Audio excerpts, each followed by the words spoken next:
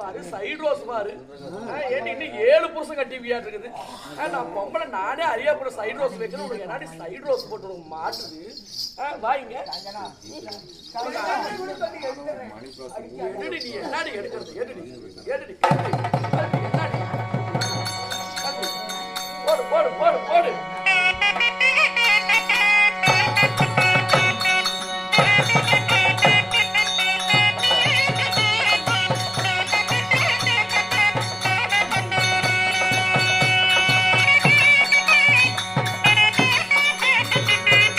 மீசை யூடியூப் உங்களை அன்புடன் வரவேற்கிறது. மீசை யூடியூப் உங்களுக்கு உடனுக்குடன் வந்து சேர லைக் பண்ணுங்கள், ஷேர் பண்ணுங்கள், சப்ஸ்கிரைப் பண்ணுங்கள், மறந்துடாதீங்க. பக்கத்தில் இருக்கிற பெல் பட்டனை டச் பண்ணுங்கள்.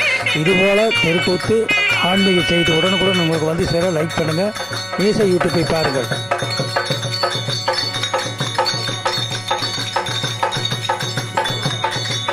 தாய் தந்தை வனவாசம், அதாவது ஒரு நல்லா இருக்கிற குடும்பத்தை, நல்லா இருந்த குடும்பம் எப்படி பிரியுதுங்கிறத பார்க்கக்கூடிய கதை தான் இந்த நாடகம்.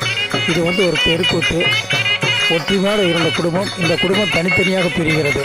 இதற்கு யார் காரணம்? ஒரு கிழவி. அந்த கிழவியின் கதையை கேட்டு வீட்டில் உள்ள மருமகள் மாமனார் மாமியாரை அடித்து துன்புறுத்தும் கதைத்தான் இந்த கதை.